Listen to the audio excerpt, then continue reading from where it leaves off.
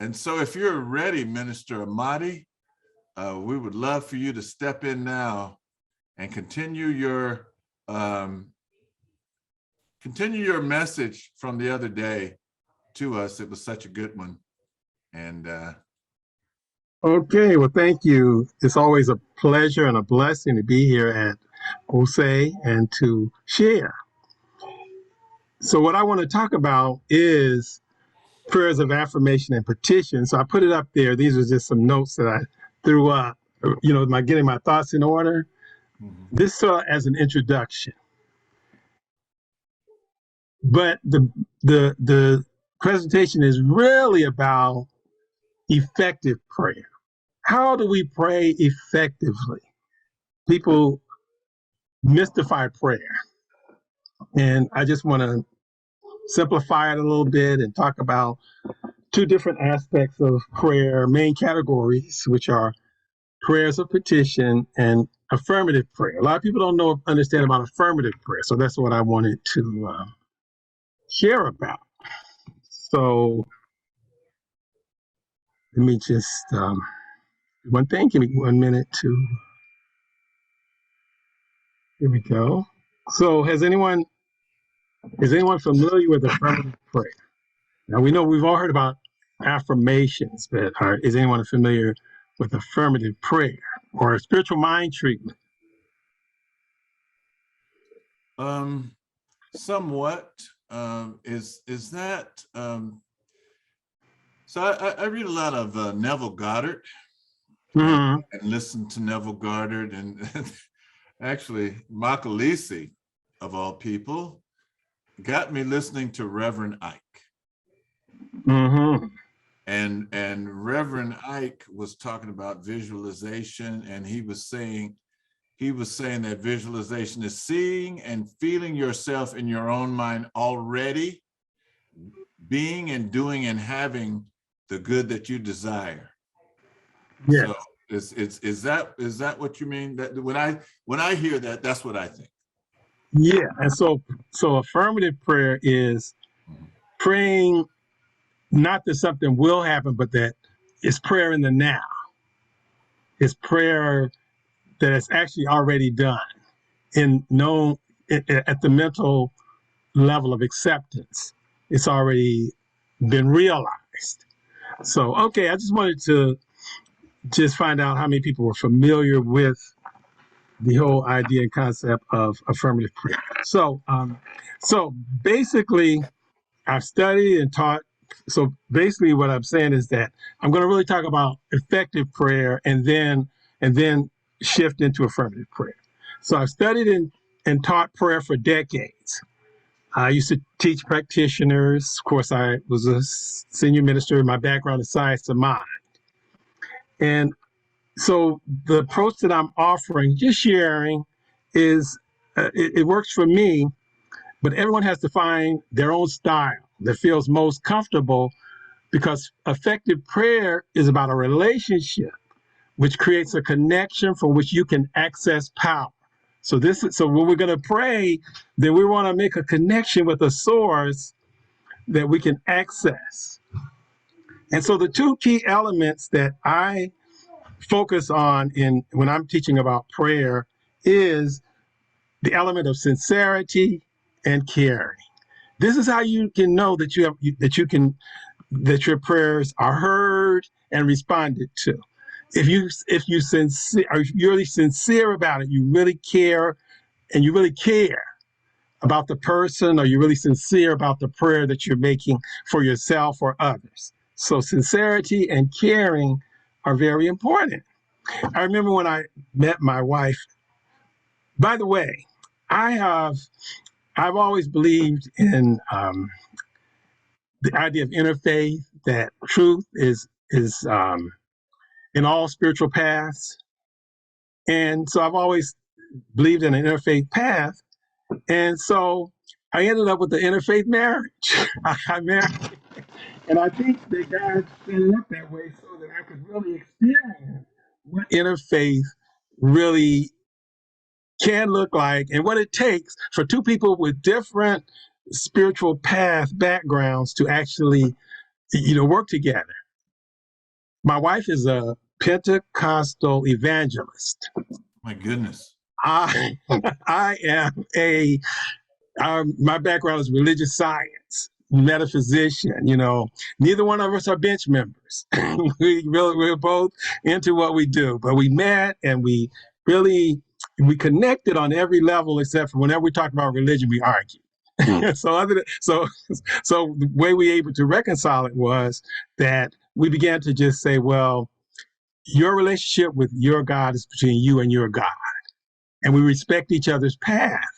And as a result, I've learned a lot from my wife, and hopefully she's learned, some things from me as well. But when we got together, I followed my wife a lot because I found her to be more sincere in her journey than I was. And so she's the one who got me on the path of prayer. And she says, if you talk to God, God will talk back to you. And I took that to heart. And so I want to just share that when you're talking to God, it's like talking to another person. And so a lot of times people feel like I said, I want to take the mystery out of this idea of prayer. It's not about the words so much. It's about your spirit and the connection that you can create with the Most High.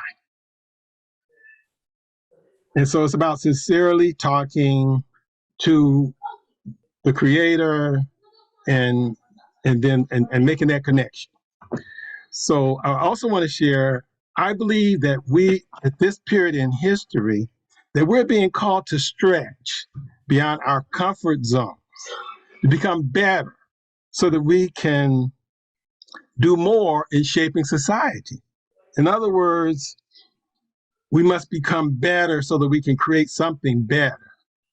And I find that the things that used to work don't work the same way because there's this spirit where we're being called to evolve and make adjustments that will allow us to advance. Is anybody else feeling that around these times? Are you feeling that? It's just we're in a time where, we're not going to be able to ride the fence. We're not going to be able to sit back and just be observers. We're going to have to step out there, step into life and participate. And part of that participation is to expand our thoughts and be more flexible about things and just question everything and see what works and what doesn't. So I'm introducing this idea of affirmative prayer for just something for you to think about. Now, we know prayers of petition are when we ask the Creator for something with the belief and expectation that it will happen. And so we come before the Most High, we ask, and those are good. And so affirmative prayer is when we affirm the presence of God. So a prayer of petition is when we ask. An affirmative prayer is when we affirm the presence of God, the Creator, in any situation with the idea that if we can see God and God's idea in the situation, if we can see it from the perspective that God sees it, then the answer will come automatically. And so in affirmative prayer, we're affirming the presence of the divine as a governing factor in the situation. Does that make sense? It does. It does. And so that's my background as a New Thought metaphysical minister. But we're all expanding. And so when I began studying the Hermetic principles and when I began studying ancient future, I'm going to share a little bit. I'm going to share my screen about a little bit, just a little excerpt from ancient future. Because in ancient future, you remember when, okay, I lost it. Sorry. Oh, there it is. So in ancient future, remember. We lost you, man. You went mute. Take yourself off mute. Minister Amadi, unmute yourself. Sorry about that. Okay. All right. So I was going to just share just a brief excerpt from ancient future. which is related to polarity. That nothing exists without its opposite. And so prayers of petition and affirmative prayers is like polarity. They both work. It's not either or, this or that, it's this and that. And that's an African idea of inclusiveness. I don't have to eliminate you for me to express myself. We can both find a way that we can mutually express. And so from Ancient Future, he talks about the axiom, all truths are but half truths, all paradoxes must be reconciled. And wait, that's not the part I wanted. I'm sorry. I wanted that one, but I wanted to do another part earlier. This part right here, just introduce polarity, because I just wanted to introduce these two as polarities of two different ways of prayer. So the Hermetists of ancient Egypt had a thorough understanding of the functional dynamics of the law of polarity. This, the fourth great axiom from the Hermetic perspective, embodies truth that all things manifested in the mental universe have two sides, two aspects, two poles, and a pair of opposites with multi-phasic degrees between them. Thus, everything has inherent duality or poles, which manifest the multitudes of opposites that we encounter on a daily basis. So that was the point I wanted to make, that I see these are just two different polarities within prayer. So there's not just one way of praying. Hold on one second. I just need to.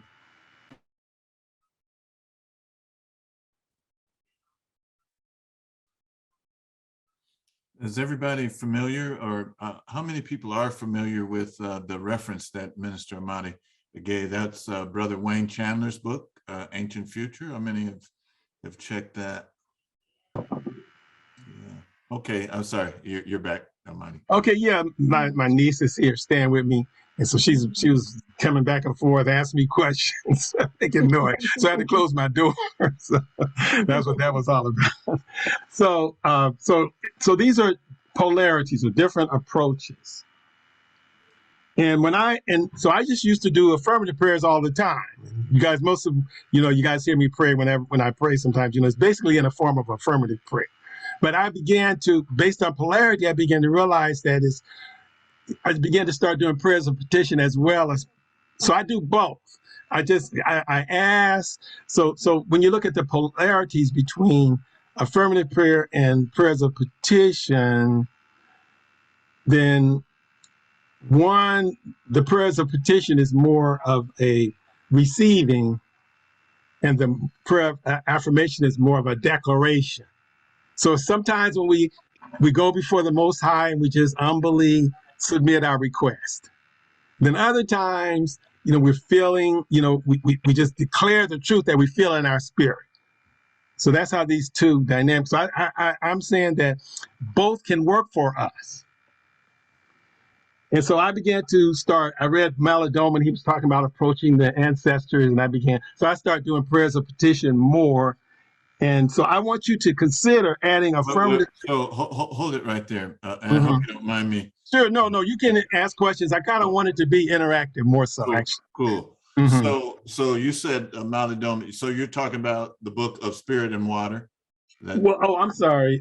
Yeah, thank you. I didn't give any background. Yeah, I was studying ritual, and I was reading his book on the healing wisdom of Africa, finding life purpose through nature, ritual, and community.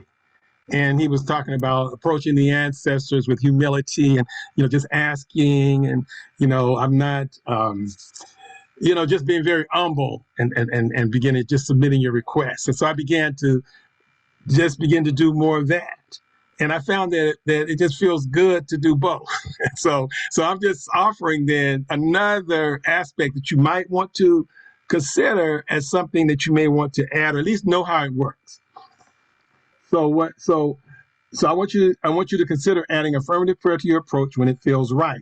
When you want to speak with a high level of acceptance, then just asking.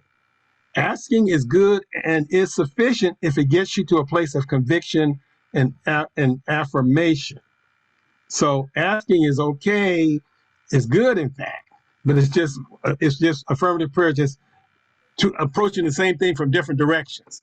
You know, like how sometimes when you're trying one way and then you have to pull back and then come at it from a different direction. So that's the way I look at prayer. I just look at it as I look at it as an art and a science. And so affirmative prayer is a way to this is really introduction, and then I'm going to get to the main driving idea behind this type of scientific prayer. But I want to just introduce it and contextualize it. And if you have questions, just ask.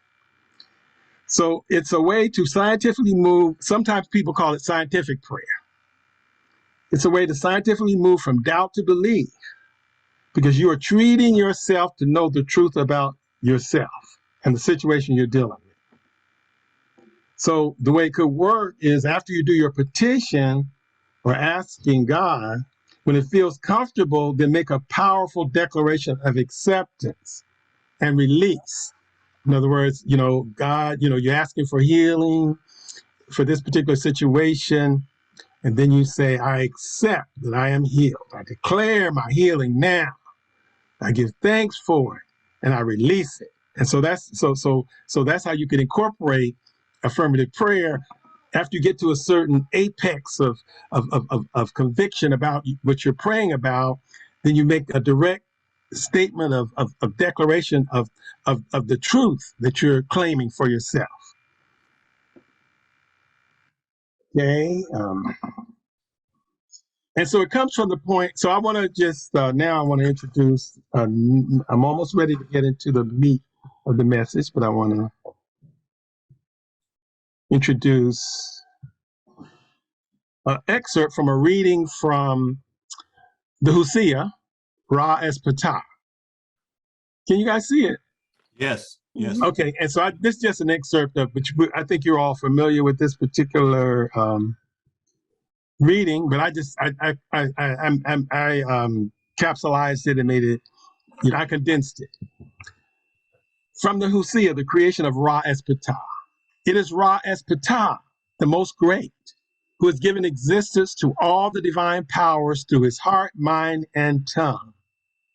Thus, it came to pass that the heart, mind, and tongue ruled all the other members through teaching that Ptah is within everybody as heart and mind, and within every mouth as tongue. And he thinks as heart and mind, and commands as tongue whatever he wishes. And so he says that's within everyone. So this same power for us so this whole idea of the creative word, that our word has power, that thoughts are things. And so metaphysical teaching is based on that idea that our word is creative. And many of you have heard of the term heka, which is words of power. And so when we're speaking an affirmation or declaring the truth about a situation, then we're speaking words of power. And so a lot of people don't realize that the oldest documented reference to the idea of the creative word is the Shabaka stone, the Memphite theology. And so all of this metaphysical teaching comes from us. I remember when I met my Reverend Mary Kara, the former minister at Karas, and I came over, we both had a New Thought background.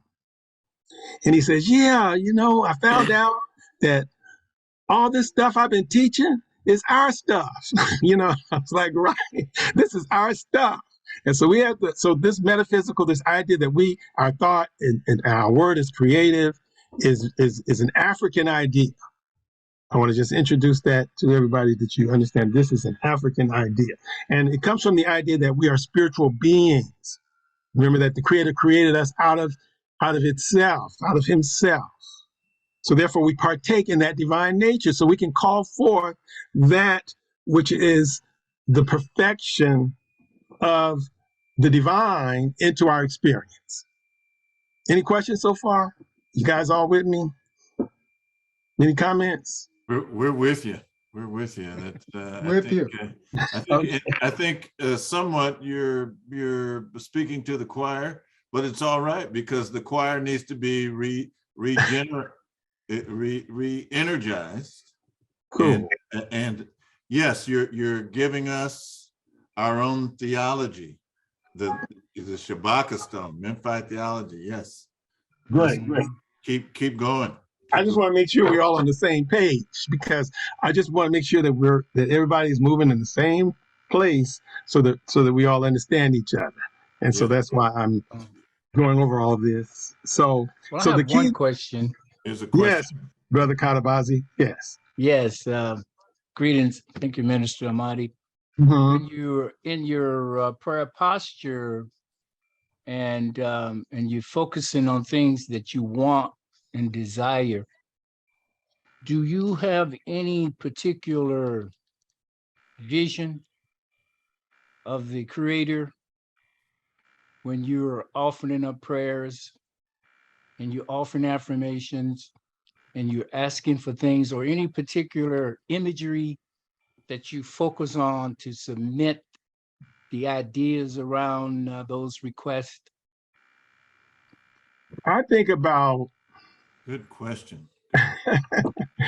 I think about God as spirit and God as principle, not as a particular person.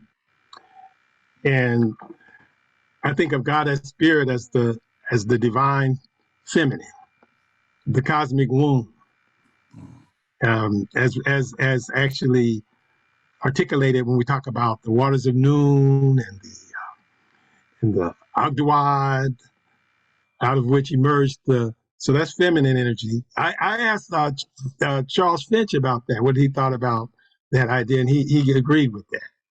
And then I think about the creator Ra as masculine energy, because the creator emerged out of the waters, and then he spoke his word and he created after his word. And so I don't really have a visual image, because I see the divine as a spirit beyond beyond comprehension and beyond description. So I just pray to God as a spirit, Okay, thank you. my personal thing. But I'm into really like creating your own personal connection and that inner sense of comfort and finding your own style. I'm really into that. Yes, brother. Yes, Shisham. Yeah. When I think of that level, I think of two things. I think of the spirit, I think of matter. Mm-hmm. And so I think along those lines. I don't know what I really want to say about this, that's what I think. And so my mind dwells in that spirit and matter in terms for me, for clarity, one of the first things is water. That's the first thing that matter to me is matter, water, and then spirit. And before there was water, there was just spirit. Mm-hmm. Now, what is spirit to be? Spirit is my mind. Mm-hmm. It's my mind. Everything around me is matter. Mm-hmm. I'm a spiritual in a being form, in a human form. But Mm-hmm. I am everything because I'm all elements. Everything is me. Mm-hmm. I am part of God on a lesser level, but we all God on a big level. Right. We all become connected. We realize who we are. We are God, and to go. When I see myself, answering, trying to get up and keep walking in the physical form. What's inside me where I came here. I came here for a reason. It's up to me to keep remembering what my reason is and go forward, go for that path, that light, that path. I don't want to spoke too much on it, but it's kind of where I'm at. And everything else is outside of me. You and everything else, the room, everything else outside of me. Inside of me is who I am in a spiritual place. And I don't know where I'm at in terms spiritually, in terms of time or place. I don't know, but my body knows. in my body, when it comes here, they got to find out where I'm at in time and space. So spiritually, I'm everywhere. I'm forever. I'm everything. Spiritually, I'm always here. I never was not here spiritually. Right, because you are a spiritual being. And so when I talk about prayer so it's important that we identify ourselves as spiritual beings. And so I say, as spiritual beings, we speak from the lower self to the higher self of us as an individualization. In other words, there is no separation. And so we're inside of God and God is inside of us. But again, like I said, it's a personal thing where we have to just find a conceptualization that works for us, because it's beyond description anyway. So, but I want to go on into this next aspect, which is that the idea of the divine idea.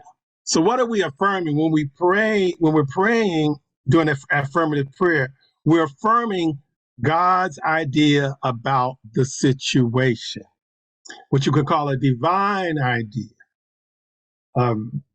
Many of you may be familiar with, what was it? Oh, but I can't remember his name now. All of a sudden, he slips my mind. But anyway, he was so. It's going to come to me because I used to teach the Bible, but it's been a long time. So I've lost some of the words. But anyway, this guy he says, "Well, God said, I want you to lead my people out of this situation." And they were being oppressed by this particular group of people.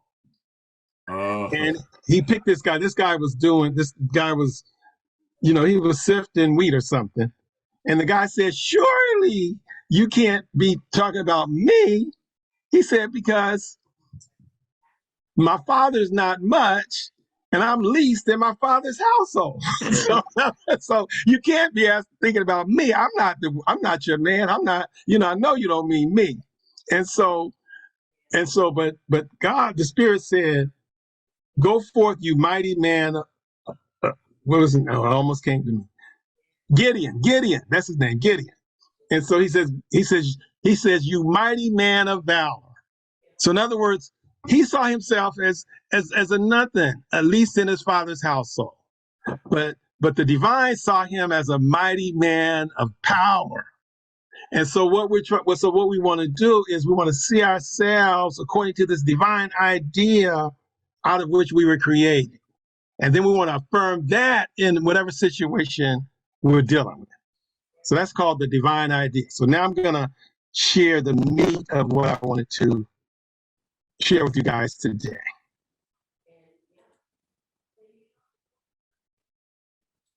Let's do this.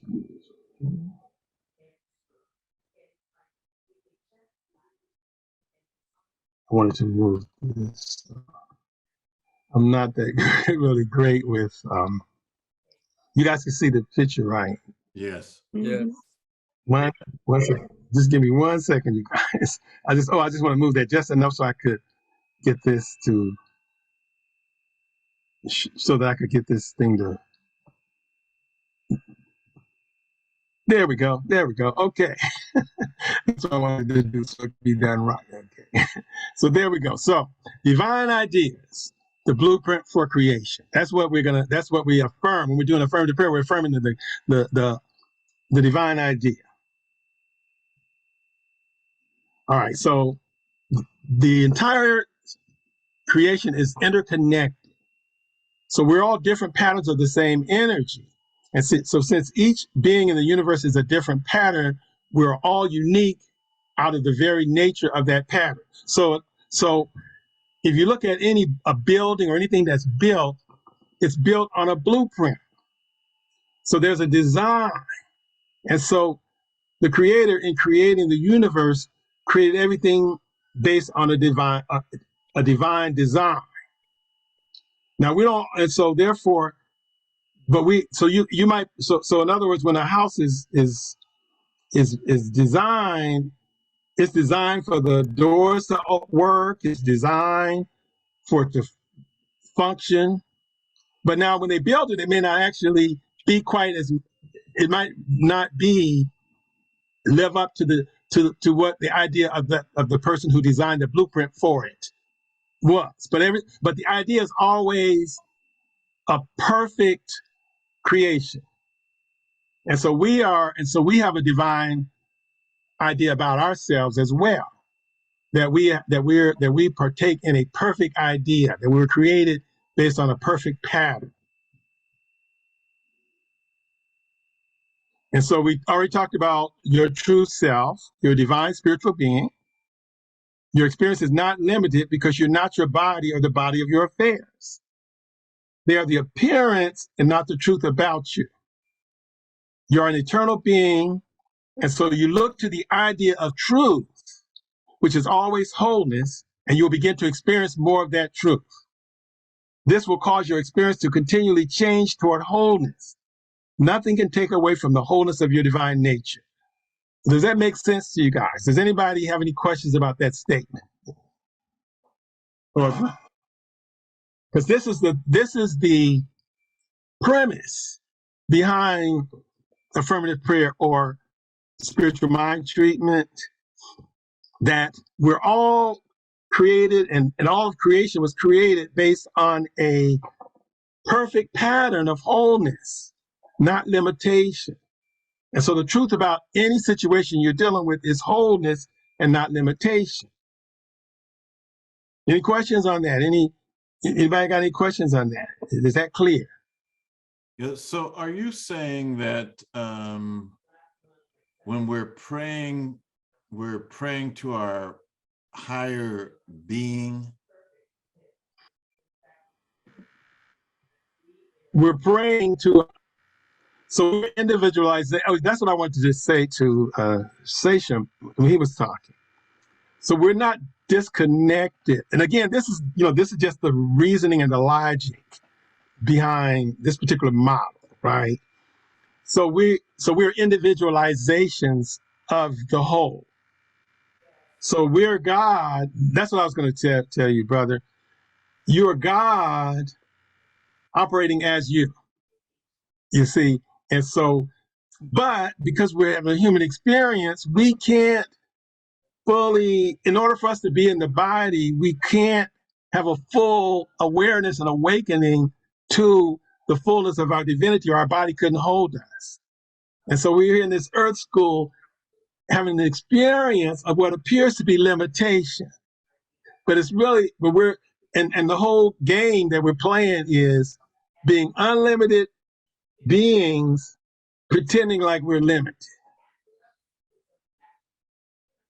And so we play this game. And so, but with the whole idea being that we are to discover that we are in fact unlimited. That's the whole journey, to discover that these things that I thought were limits were really not limits at all. I am unlimited. I am the divine. But it's just that we're on a journey called Earth School, and we're really here for joyful self-expression.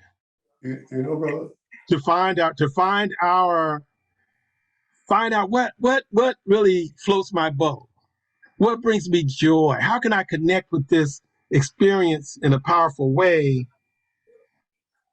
and experience joy? And so what I want and what's joyful self-expression for me will be different from you, brother Seshem, because you have a different, desire. So anyway, yeah, I hope I'm kind of making myself clear. But yes, brother, go right ahead. what I'm saying also is, even though we're on the physical self, nothing is unlimited to us. We have to learn the formulas. There you go. Right. The formulas of energy, the work, everything's already here. Right. We agree. We don't create anything to do. We just find formulas to do things that we do. Yes. This house I'm sitting in right now, it did not exist one time. There's someone thousands of years ago found a formula to take the tree and make a house out of it. Right. So I agree. We're really actually saying similar things. I'm just saying that what I'm saying though is that we're spiritual beings having a human experience. And so in this human experience, we have to eat, we have to sleep, we have to all do these things that, that are limitations in a sense. But the game and the journey is learning how to transcend these limitations and live in power, not powerlessness. Okay, so let me get back to my so that's our true self. You got to understand your true self, that you're a divine being and not identify with this body or not identify with this human experience, but identify with the truth. And so the difference between the truth and to be able to distinguish between the truth, and the facts of the situation. So can I Yes, of course. Yes. So I just got something in the chat that said, as you were just talking, and they responded, in Stolen Legacy, it talks about the bodily fetters. Mm-hmm. And this is what you seem to be referring to, that, okay, I these am. limitations, are mentioned in Stolen Legacy as our bodily fetters. Shit. But they're just there for us to experience life so that we can transcend those fetters. And so we're being, just like I said, that right now history is telling us that we have to move out of our comfort zone, right? So that we can be better. And then we'll be happy because we'll expand. And that's our natural way of doing things, is for us to expand. And so I wanted to just make this point about the truth and the facts. So the truth of the situation is you are unlimited in your divine nature. That means that you have access to all the good. You have access to all good. But the fact of the matter is you may be experiencing illness. Or you may, the truth about you is that the truth is what never changes. The facts change. I guess I could kind of put it like that. The truth never changes and the facts change. And so the difference between perhaps the way our ancestors taught it, they would teach that we were born in wholeness and therefore we're here to live a life of vindication. Whereas traditional Christianity would teach, well, you're born in sin, so you have to be saved from sin. That means you're inherently broken, and therefore you have to be saved. But our teachings would be more or less like you have to awaken to what you already have. That makes sense? You don't have to be saved, you just have to wake up. You see the difference? Would you also say, and now this is something that I've been wrestling with, and that is that, there are different times and different periods in our experience on Earth. I'm talking about humanity as a whole. Mm-hmm. So say, for instance, during the time when the pronators or the pyramids were built, that was a time of human consciousness at a higher level, Mm-hmm. I don't know. Some people say that the way that the earth tilted, Mm-hmm. it affected and brought consciousness down. There are various reasons, but would you say that, during our sojourn here on Earth, there were times when human consciousness was greatly more expanded than it is now? Well, I could say that I wouldn't disagree with you on that. Mm-hmm. I feel that we're evolving. Yes. And I have this saying based on spiritual principles: for everything that's taken, something is given, and for everything that's given, something is taken. And so they did have so we gain certain things and we lose certain things. Mm-hmm. That's polarity, right? And so the fact of the matter is, though, that no one is more divine than anyone else. No one has ever been more divine than anyone else. It's just that the level of awareness of our true self can vary, and based on the culture and the teachings and the different things. You know, the plus in when we talk about the law of rhythm, we know that the principle of rhythm, we know that the pendulum swings out and swings back. And so rise and fall of civilizations. And so so there are those rising and falling that happens. But the truth, it never changes, that we're divine beings with full power to co-create our experience based on who we are and who we know ourselves to be. So I'm going to keep moving because I want to try to at least get through this. Sure, You guys. sure. Go ahead. So here's okay. So what I'm pointing out for you today is these divine ideas for you to be able to look beyond the conditions, which are the facts of the matter, to the truth of the matter. And the truth of the matter is always the divine idea about the situation. And so I'm going to go through these various areas as it relates to prayer, how you can look at certain things or perceive. Now, so here is the quote here. A perception of wholeness is the consciousness of healing. If I can see wholeness in the situation, the healing will take place automatically. That's the premise of this idea. So, for example, let's look at finances. So what is the divine idea? The divine idea, the truth about you and everybody on this call is abundance and prosperity. That means that you have access to it. You were created to experience abundance. You're not created to experience lack.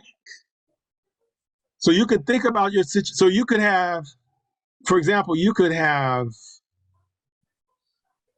no money in your pocket, broke, so to speak, the facts of your experience. But in your affirmative prayer and in your spiritual declarations, you're not going to declare that because that's the facts. But what you want to do in your prayer work is to shift those facts by focusing on the truth of the matter, the spiritual truth. And so therefore you wouldn't declare, so you're not going to focus on the fact that I don't have a penny in my pocket, but I'm going to still declare I'm abundant. The fullness of the universe is mine and is flowing into me right now. And I accept it. Absolutely. And so you make that powerful statement, right? And then, so something inside of you begins to shift from a conscious speaking of it to a subconscious acceptance of it. That's affirmative prayer. So let me go back to my screen. I like to look at you guys when I'm talking. That's just the way I like to teach. And so you can look at, your finances could be low and you can look at it from the divine idea, which is truth, or you can look at it from an idea of limitation, which is fear-based. So the idea of limitation is I don't have any money. I'm not going to get no money, availability. You see? So you can have two people in the same situation. One is affirming limitation and the other is affirming truth. Any questions on that? See how that works with finances? Well, Comments? I see social energy there. I see someone else making me not have no money in my pocket. Nothing to do with spirituality. That's somebody else. But it has everything to do with spirituality. Oh. Because you're a divine being and you're a divine being. And so whatever they're doing is not, they don't have the ability They're divine to beings stop too. you from, They are divine right. beings also. Right. But it's all comes together on a divine design. And so the creator, Amin Ra, did not design it for you, for another person to be able to take away or stop. That's what I talked about on Sunday with the with the historical tribute, that No matter how hard they tried, they've slowed us down, but they haven't stopped us because they can't stop us, because nobody can stop you. But Well, we're taught to find a savior outside of ourselves. you said one thing spiritual, the other thing matter. Matter is All of it is people. spiritual. All of it is spiritual is what I'm saying. It's just, but it's an idea. One is an idea of truth, of spiritual truth, and the other is an idea of mental limitation. This guy, I'm gonna go right to you, Sister Saraswati. I want to just say, so I'm gonna give you an example. If this guy would just pay me my money he owes me, I'd be okay. I can't survive. I can't prosper because he won't give me my money. But what if I were to affirm abundance? Because maybe the universe want to give it to me from another source. And so I'm so focused on this guy and the fact that I can't make it until he gives me my money, that I'm closing my mind to the infinite outlets of good that are available to me. Yes, sisters, Saraswati? So I can take a different way, come at it a different way. So for me, it's like the law of physics that for every action, there's an equal and opposite reaction. So when we give someone a positive affirmation, now they are going every morning, they're going to get up, they're going to look in the mirror, and they're going to say something positive. And it becomes part of their spirit. It's creating an action, and the equal and opposite reaction that comes back is that they start to, one, believe it, but also they start to receive it. So if you work, so that's without seeing anything. You don't see anything. You are just believing, and you are saying the positive affirmation. It is in alignment with, of course, our divinity. But you know, when we give positive affirmations, people often don't do it with any like motivation, or like, oh, they just said to say this, you know, and then they do it. But then things change. The things change, and they're very subtle. Sometimes you can't see it, and then sometimes you turn back and you look and you're like, oh my gosh, look what happened. And you don't even know that it's happening. But it is a question of energy, physics even, which is like a very basic, fundamental thing. Like when you hit a ball with a pool cue, it actually goes back against the pool cue as well as moves, you know, like there is we believe in universal laws. Those universal laws work with plants and animals and humans. And so one of those universal laws has to do with the energy that you put out and what you receive. That's it. Thanks. Right. And so the distinction or point I'm wanting to make here, though, is that it's about, so we treat ourselves to know the truth about ourselves or the universe or the situation we're involved in. So in other words, so I began to start affirming the truth that the abundance of the divine is available to me now. It's coming to me right now. It's flowing into my experience now. And I'm accepting it now. And so in that, so that's creating an energy and a vibration. And so it's about me working on my own acceptance or my own, my own awareness of the truth about myself. Or if I'm praying for you, if I'm affirming you, praying for you, then it's me knowing that truth for Saraswati. And so I do that prayer. All right, Brother Shango has his hand up. Thank you, Sister Saraswati. Good. Okay, I'll get him, okay? Good Wow. My wife asked me, my wife just asked me, we need some small plastic bags to put the food away. I'm like, can I teach the class? And after I finish, then I'll get the bags for you. And you said, pray on it, dear. Oh, that was just funny to me. I'm sorry, but okay. Go ahead, Chago. My brother, I hear what you're saying, and at the same time, I'm filtering it and I'm translating it into how I operate with the Mhm. concept of abundance. Yes. When I hear people talk about they praying for this and praying for that, I very seldom pray for anything because I believe my creator already knows what I need. So Mhm. how I get in tune with that outerness to bring it into the inner is through meditation. Everything you've been talking about it, my filter says you just sit still and you meditate. And as you get into your trance, then the words will come to you. The things that you need will come to you. So you don't have to ask for it. You just meditate on it and those things will come to you.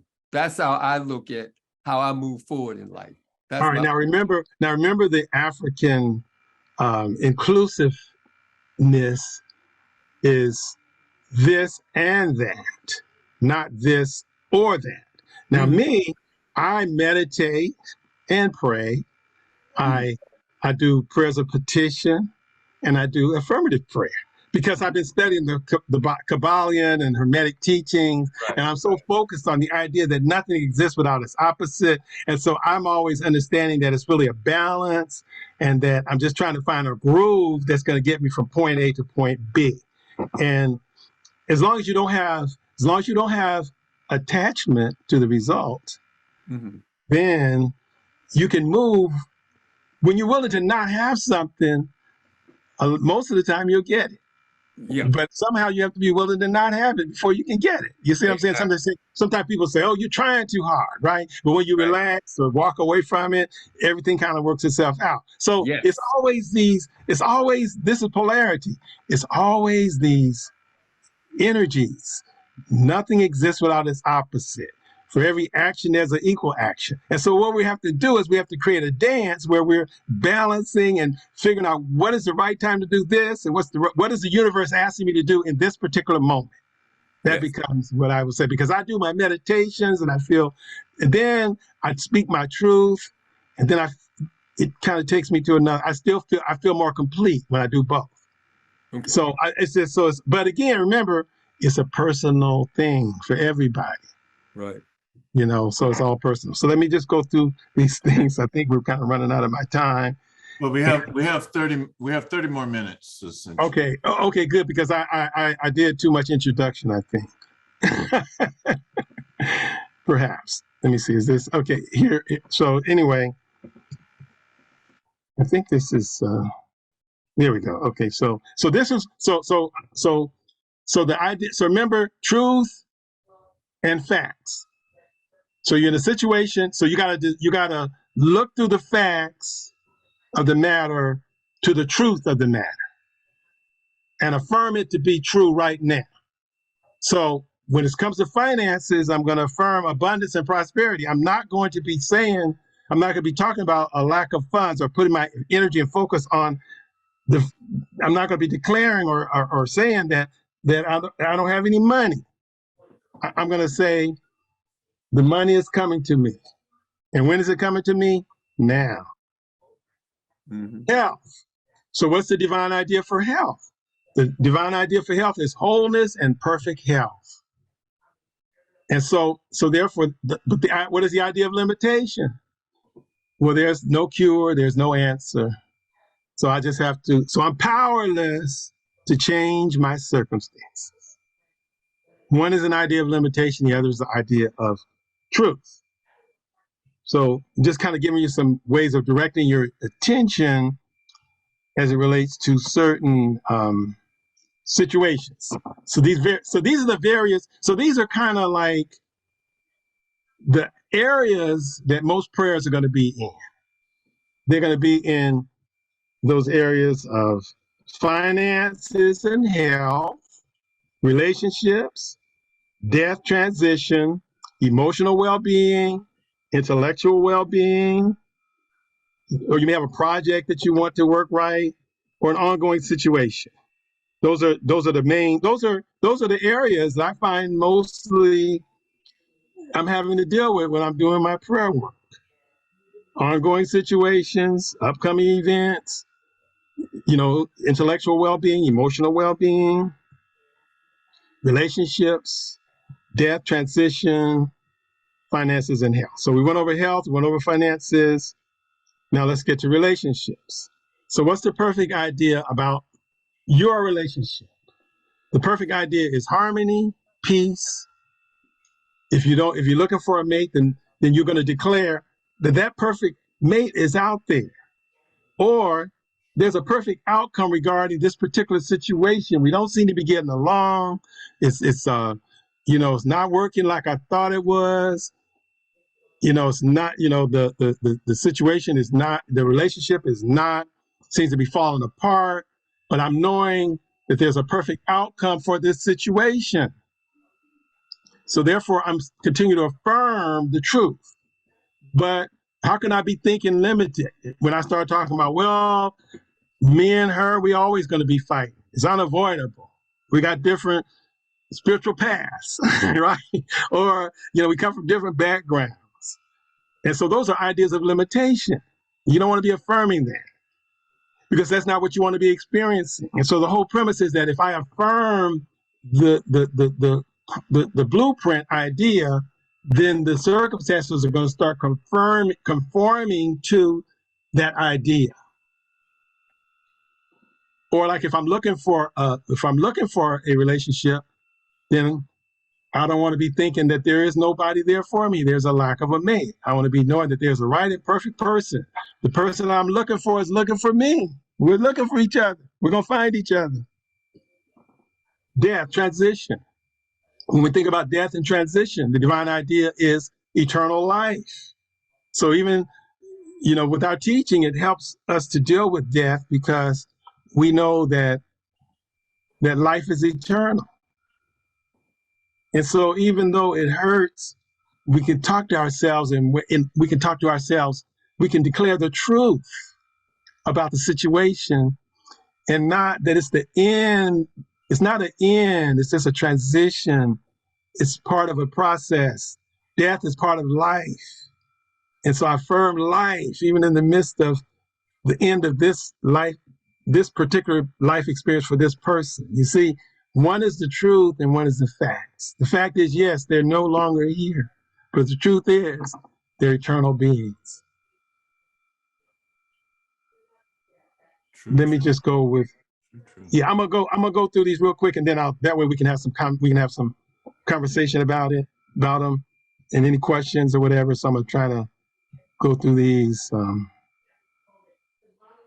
kind of quick, and then that way, if you got any questions or anything. So death. So the limiting idea about death is that it's the end of joy. I'll never be happy again. That my grief will go on forever. I'll never be able to get over the loss of this particular situation or person. Another area. So remember, these are areas that if somebody can think of another area that you pray about, share that, okay? I think I kind of covered like 90% of issues that come up are usually in these areas. Emotional well-being. Like sometimes we're just not feeling, we're not feeling the way we want to feel. So wait a minute, I think this is the wrong idea because the divine idea is supposed to say peace. I think somehow that one got mixed up. It should have said peace. So the emotional well-being is peace, comfort, and then the limiting idea as it relates to your emotional well-being is, I'm fearful, I'm angry, I'm just, I'm feeling ashamed, and there's nothing I can do about it. I just gotta deal with it. I'm just an angry person. Intellectual. Yes. If one thing I don't see up here is maybe see I will see is the well-being of the body, the physical. Well, that was health. That was health. Health? Okay. Yeah. Okay. Okay, you guys, okay. All right. Tell me something I didn't cover, okay? Thank you for putting that out there. But yeah, I covered that on health. Intellectual well-being, that's when intellectual well-being is when you feel confused or you are struggling to try to get an answer or struggling to try to understand or struggling to deal with the situation and to wrap your mind around how am I going to make it? What am I going to do? So then what's the divine idea? clarity. There is an answer known. This is what I say. There's an answer known in the mind of the Creator, and I'm accepting it now. Or I may say, I'm being divinely guided in this situation. And so in other words, I'm affirming the truth about the situation. I am not confused because there's that within me that knows. But if I was thinking from limitation and fear, I would say that I can't understand, I'm confused, and I would just leave it there in a place of limitation. Remember, that's the condition of the facts. But what is the feature that I said about facts? What distinguishes facts from truth? Anybody remember? Facts are temporary. The truth never changes. And so what we're here to do is to affirm the truth in the changing circumstances that we go through in life. Sometimes we're up, sometimes we're down. But we have to hold on to that which doesn't change and affirm it to be an active, energetic in our situation. If you see any questions in the chat, let me know, Imhotep, because I'm not looking at the Okay, chat. yes. And I do, and I brought up the one that came in, so yes. Great. Okay, good. Okay, so intellectual well-being, emotional well-being. All right.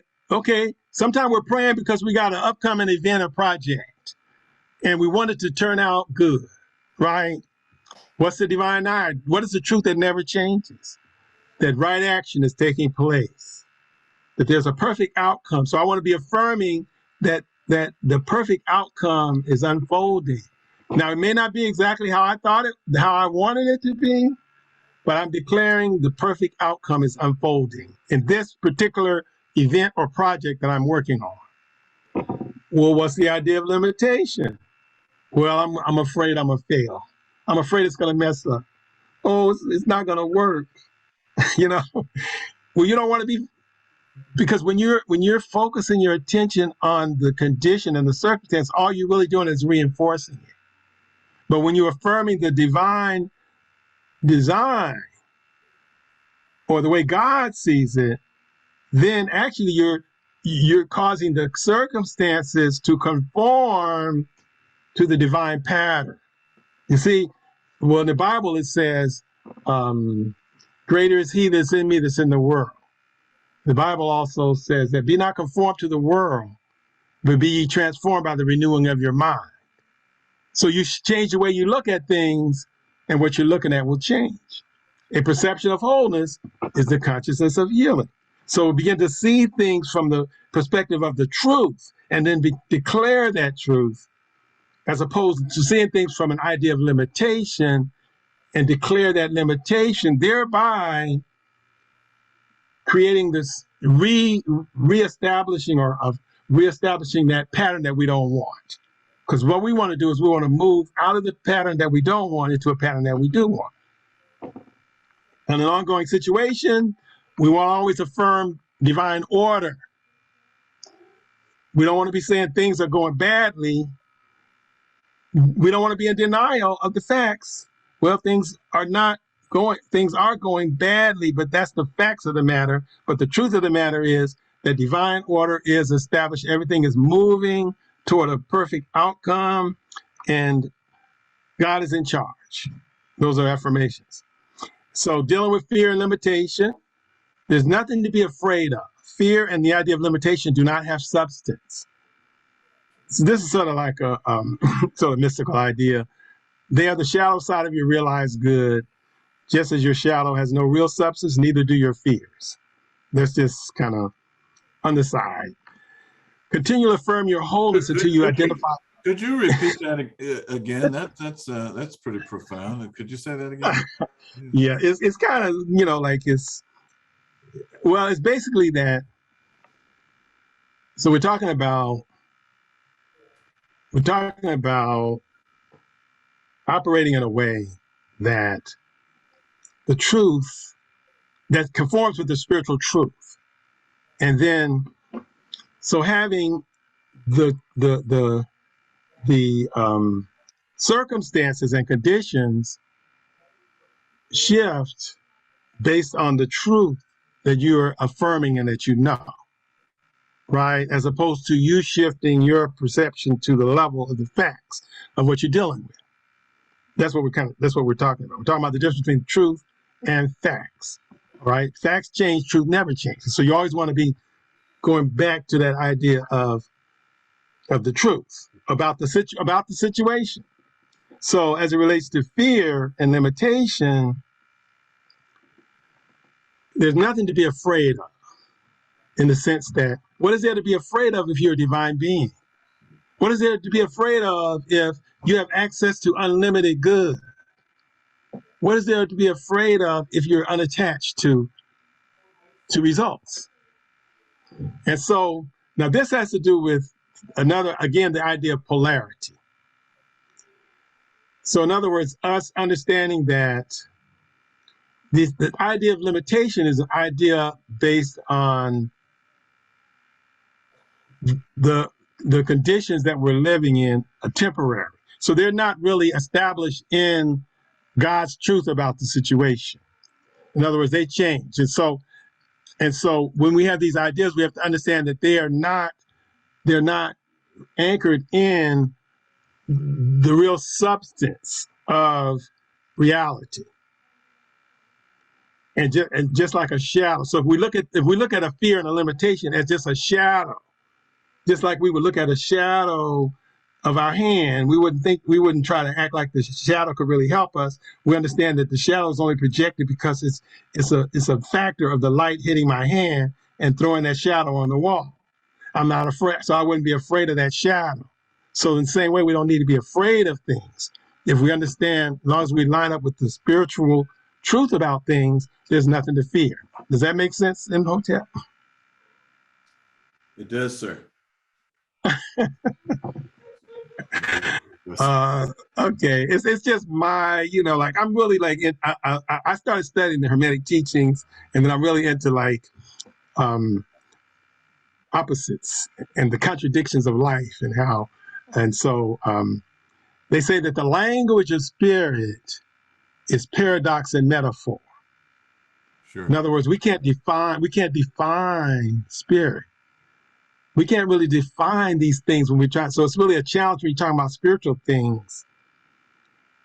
So the only way you can define them is through circular, you say things, it's true, but it's not true. It's like, it's a paradox. It's like you can't really put it into a real definitive words.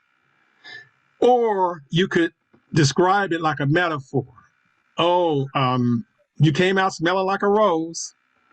So, and so when I say you come out smelling like a rose, well then I understand what you mean, right? And so it's not, so in other words, when we're talking about these kind of things, we have to talk about them in ways that are beyond words. And so basically it's really about experiencing. So this stuff that I'm talking about is something you have to experience, as opposed to, when we're talking about spiritual things, that's why I said you have to set up a relationship with the Most High.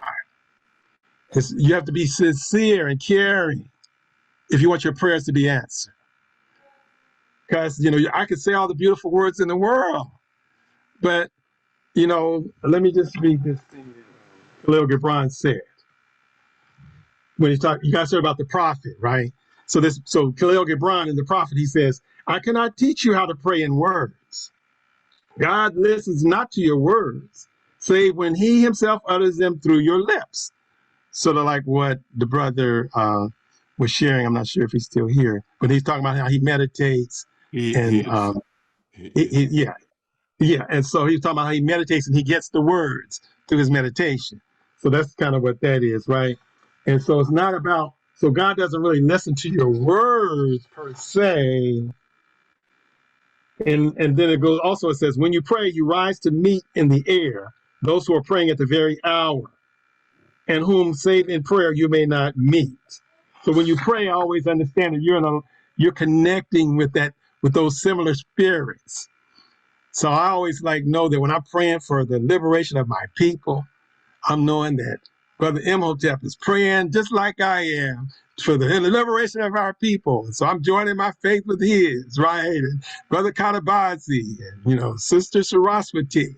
So I'm knowing that I'm connected with some kind of an energy beyond myself. So, so let me proceed. But I hope that was a kind of understanding about the side. Got about 15 minutes. Okay, I think I can finish this in 5 minutes and then we can take questions. Okay. So now here's another, sort of complicated concept, but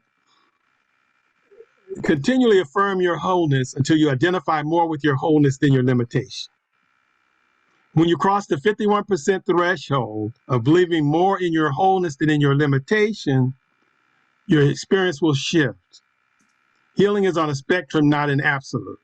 So I always say, we're talking about prayer here, right? So I always say, move to the 51%. In other words, a lot of times people feel like, well, you heard the scripture, Bible scripture, it said, Lord, I believe, help thou my unbelief. Well, what do? You believe or not, right? So you don't have to have 100% belief. You just have to have more belief than you have rejection. And so the task is to get to the point where you have more belief in the truth than you believe in the conditions that you're dealing with. So there's this law that says, it's called the law of obedience. Obey the spirit that's inside of you and not the circumstances that surround you. And so when we're talking about this kind of prayer, we're talking about looking beyond the circumstances. And there's something inside of you that knows the truth, that there is an answer. And I'm going to open my heart to that answer that's beyond my ability to see or even understand. Make sense, Sister Saraswati? I see you kind of think what I'm saying. All right, great. Okay, so let me just tie this up.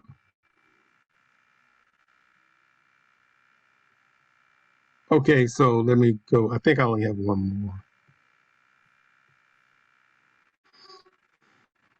more. Okay, so bringing forth the healing. Focusing on the divine ideas creates conditions of abundant good in our lives. Our work is to stay focused on the eternal truth about our situation and not the temporary condition that we are experiencing. The challenge is to move from conscious acceptance of the good that we want to subconscious acceptance of our good. This will occur through consistent spiritual practices of prayers, affirmation, and meditation. So this is the last point I want to make.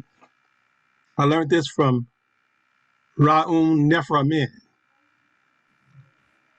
Well, I learned the second part from him. But we must make peace with uncertainty in life. See, the principle of polarity tells us that we're never going to be, it's all for everything that's given something to take. So it's always going to be something, some kind of dynamic you're dealing with. And you're never going to be able to see the whole picture. So you got to make peace with the fact that there is a mystery element in this world. But that doesn't have to stop you. And continue to stay focused on what we want, not on what we do not want. So I may not know how I'm going to get there, but I know what I want. We must remain at peace while we are waiting for the manifestation to unfold. So this is what I learned from Ra'um Neframin. The process in life is to move back and forth between the poles of peace and enjoyment. Peace when things are not working the way we want. And we always have that, right? But even though it's not working the way we want, can you still be at peace with the fact that things are not working the way you want them to? Because the principle of rhythm says that you're going to move from that pole to the point of where things are working the way you want. That's enjoyment. And then back to peace when they're no longer working as we want. Just be at peace while waiting. Thank you for your attention. Remember, where attention goes, energy flows. That is very profound. Okay, questions? That's very profound. And yeah, where your attention goes. Yes, indeed. Yeah, you said something. Questions, comments? Yeah, you said something, you know, we have to be kind of, I think you didn't say this exactly, but, you know, we kind of like, did you say we have to be like 51 that we believe this, and we have to be 49 that, you know, it's kind of remind me of that song, is you is or is you ain't, and then maybe the creator is saying to us, is you is or is you ain't. Anyway, that's just my comment. Okay, well, okay, so I gave that, I put that there as sort of like I put that there for a benchmark, so like a target, Yes. so that you're moving to the 51%. That just means that I'm more accepting it than I am rejecting it. Then once I get to this point, and it's not a like, and so you know, you can't say, well, when I get, it's just an inner something where I believe more than I don't believe. And so once you believe more than you don't believe, you hit sort of like a tipping point. And then what happens is that it begins to, your belief begins to close, you know, to escalate and grow exponentially. If you can just get to that point where, because because a lot of us don't realize that we really want it, but we don't really believe we can get it. And so we're not at the 51%. We're actually believing more that we can have it. So if we could just get to the point where we believe more, not that that's going to be enough, but it's going to tip the scales for you. So that's what I'm talking about. Tip the scales to the truth and not the ideas of limitation. All right. Thank you. And so Any other questions? we have about 9 minutes left in our allotted time. We don't have to end right at 6:30, but are there any questions or comments based upon, and thank you, Minister Amadi, for giving us this wonderful presentation on prayer, because this is something that we don't necessarily talk about it a lot. We do prayer, but we never really kind of look at it sort of in an analytical / spiritual way. So we really appreciate you sharing that with us. So are there any comments or? Yeah, I like to thank the brother Amadi for his presentation. It was engaging for me, and to hear him speak, I enjoyed it very much, and thank you. And also gave me an opportunity to say a few words myself about myself and the way I see the world, because we are the spiritual people. We're the one of the many and the many of the one. And we're all little bitty entities of God, but we're all of God, you know. And we have this experience trying to figure it out. And the only way we can figure it out better is to come out and be our real self, because we have been talking very much about who we are. We've been closed down. You know, we've been closed down now for us to speak of what we think. You know, it might not fit that right now, but it's there. It's what who we know inside of us, what we inner experience. We got to bring it out and find the formula to go forward better. And I appreciate. Right. And so what I'm saying is that when you going through these issues and challenges where you're not feeling the way you want to feel, or that things aren't working the way you want them to feel, identify what is God's idea about this and begin to focus on the truth about the situation, the spiritual truth. In my experience, like I said, this is beyond, you know, word definitions. I'm talking from my experience. My experience is that you will get a shift in circumstances. It doesn't happen exactly when you want it. You can't dictate to it to make it.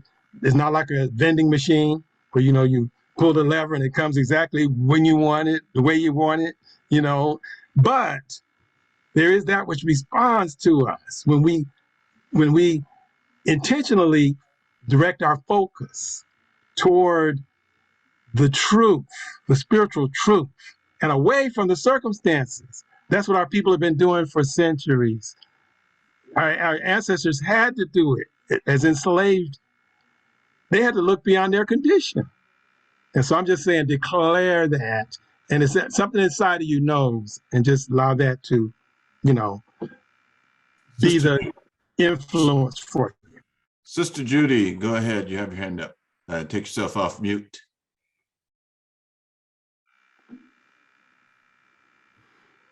Sister Judy. Okay. Sometimes she has a little trouble getting to the mute. Yeah. A good observation, Brother Shishim. Minister Makalisi is on, and he's a very prayerful guy that we've seen. I know you just came in, but is there anything that you'd like to add to this, Minister? Yes, well, hope to everyone. I just came in, got maybe the last 10 minutes, if that much. But what resonated with me was that passage from the book of the Tech, which talks about be diligent. As long as you live, always doing more than is commanded. Do not misuse your time while following your heart. But we know that means don't stop following your heart. Follow it to the finish from the start to get to that 51 and beyond. For it is offensive to the soul to waste one's time. Do not lose the daily opportunity to increase that which you have. Diligence produces gains, and gains do not endure when diligence is abandoned. And so, circumstances around us can be very challenging and disturbing, but we got to somehow find a measure of peace that we can keep endeavoring to internalize, to manifest the spirit of Mott. Continue striving to understand and manifest what our virtues call upon us to know, and those declarations of innocence, and then and we have to stick to those things and know that if we stick to those things, things are going to be better for us, for our children, for generations beyond our imagination. But if we surrender to and get all discombobulated and out of order because things around us are not so good, children are being killed in schools, and in our communities where we live, the miseducated, unguided young men and women, for that matter, are destroying one another. Well, we have to not let that pull us off track, and find ways to share what needs to be shared with as many folks of our people, and with the world for that matter, as we can. But the diligence is what came through to me in the last few minutes I was here to hear what Minister Amadi was presenting. Thank you so much, sir. Well, thank you, brother. I want to add this one little quick thing based on what Minister Makalisi just said. So prayer is not just words, prayer is also action. They say, like, how they say actions speak louder than words. So let your actions also be your prayers. That's what you inspired me when you just said that, Minister Makalisi. Let your actions also be an aspect of your prayers. I'm sorry, Minister Imhotep, go on. No, so I think Sister Judy is ready, and then Sister Saraswati. Go ahead, Sister Judy. Greetings. Can you hear me now? Yes. Okay, I'm sorry, I'm in my car. Yes, Minister Amadi, I just wanted to say, wow, what a great, quite intriguing presentation. And you covered things that I know a lot of people perhaps may need more time to grasp, but you and I have had conversations about it, and I just wanted to thank you and tell you did an excellent job. Right. Thank you. Thank you. You know me, I believe in handouts. So I got to put together, I was rushing kind of, because I usually have a handout. So I want to offer a handout on all of what I just talked about in terms of these areas of divine ideas. So I'll, ship that to you, Mr. Imhotep, and maybe at the next, Black Knowledge Matters, we can make it available. It sounds like a winner. If possible. Sister Saraswati, go ahead. Thank you. So just really quickly, the scripture that Minister Makalisi just read sounds like what he says all the time. Anything you can, any way you can. When he was reading it, like, I just really needed to say that, Minister Makalisi. I heard you say what in the scripture, what you always say to us in words. And then the other thing I wanted to say is, just as an aside, one of the things that we talk about in spiritual guidance and focus is sometimes it's very, very difficult to focus on an idea. And that is the reason that we have identities that are and a set and you know, even Jesus or Yeah. like we need a personal, you know, a way to connect because we're that kind of, we're relational beings. And so I have found lately that my mother's words have been coming back to me lately about what I am and what motivates me, and how she always knew that if I didn't have something to do, then bad things were going to happen, that kind of thing. And so I just feel like I have her, you know, sort of with me, and it's motivating. And so I just wanted to just finish with how important it is for us to really have relations when we talk about our mother, father, God, or whatever, that we really definitely need, you know, like to personify that personally in our own way, because it's really much more powerful. That's it. Thanks. All right. Right. And that's why I said one of the keys to effective prayer is setting up a personal relationship with the Most High. No question. No question. I agree with the sister just said, because my personal relationship with Osar, Set, and Heru, in terms of as a personal relationship, is a human relationship. I use that as my guide. That's it. All right. All right. Thank you. So this coming Wednesday for our next time we meet, we're going to talk about metaphysics of yoga, liberation and sovereignty, a pro-Black guide to natural healing, self-mastery, and divine power. And our presenter will be Neter Ankh Akua, or Aku, will be our person that's going to be discussing for next week. You know what? Sister Saraswati makes these great flyers, and Minister Amadi, I talked to Minister Amadi earlier today, and I sent, that was a flyer that Sister Saraswati, she's really getting good with those flyers. So we're going to have one out for our presenter for next week. Also, there was a couple of things I wanted to add to this discussion, if I could, just briefly, and that is that. So I was looking at this. I saw this today, and it had to do with prayer's effect on water. And this Japanese doctor that did an experiment. Some of you may have already heard this already, but he began to examine water and to look at the crystals, and just by a person speaking a thought or prayer could actually change the geometry of the water crystals.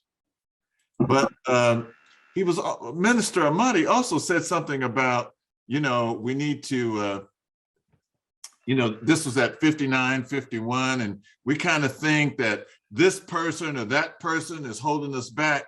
And that's how they catch monkeys in India. A monkey goes along and he's walking, and he sees the bottle, and there are the goodies in the bottle, and then he puts his hand down there, and then he's stuck.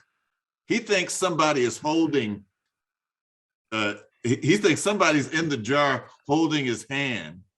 And if he would just let go of the goodies, then he could free himself. And that's kind of like the way we are. If we would just let some of the limitations that we have put on ourselves go, we could free ourselves. That was one thing. And then these different aspects or the different things on prayer. And this is the gentleman. And so different compassion had this effect on on the molecule. Saying thank you had this effect. Wisdom had this effect. Heavy metal music, I will kill you. This is the way it looked. You fool. That's the way it would look. You know, and here's like before and after. So I just wanted to let you know that prayer, what you think and what you say, and think about your body being, you know, over 70% water. Think about how that affects you. What you think, what you say, how you say it, how you talk to people, etc. That's all a very consequential. You know what I'm trying to say on that. So just want to add that. Also, is there anything else that we should be thinking about, talking about, or doing something about before we close tonight? Are you able to still hear me? No. I'm kidding. I can't, I'm totally looking at a blank phone. I'm kidding. Go ahead. But what I did want to say, I really encourage everyone to come on next Wednesday for Black Knowledge Matters. Netta Ankh is going to really be quite interesting, and he's an interesting brother. He's in Uganda right now, or he may have returned, but he lives in Atlanta. So be prepared for a treat. All right. Did you say what you were saying about the water? Yes. The power of prayer on water. To me, that relates to my understanding, my always saying, always be septepi in me. Let that energy, that force that moved to take that undifferentiated abyss, the watery abyss, and turn it into creation, and all that there is grown out of that process. You know, if 70% of me is water, oh, Holy One, always be septepi in me. Don't let that undifferentiated watery mess that's within me take charge. No, let it be the spirit of mind. Let it be the virtue. Let it be your essence within, and me grow in understanding the reality of that and bringing that forward in my life. Ashe. Well, I just wanted to say I went on and I did download. I just put Oh, thank you. You know, the handout. Yes. I put the handout in the chat. Great. So if anyone, it has all the different areas and pretty much all the ideas I shared in the presentation. Outstanding, Minister Amadi. Thank you so much for your Yes. guidance sorry. in this.